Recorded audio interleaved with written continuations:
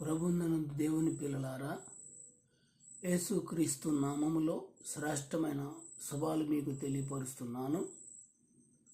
కాబట్టి ఇప్పుడు యేసుక్రీస్తు నందున్న వారికి ఏ శిక్ష విధియో లేదంటున్నారు దేవుడు. మనం ఎవరి కింద ఉంటున్నాం?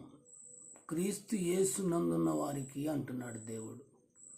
మనుషులకు దాసోహం కాకుండా దేవునికి అనుకూలమైన బిడ్డలుగా దేవుడు చెబుతున్నాడు. శరీర మనసు దేవునికి విరోధమైందని, అది ధర్మశాస్త్రమునకు లోబడదు అంటున్నాడు.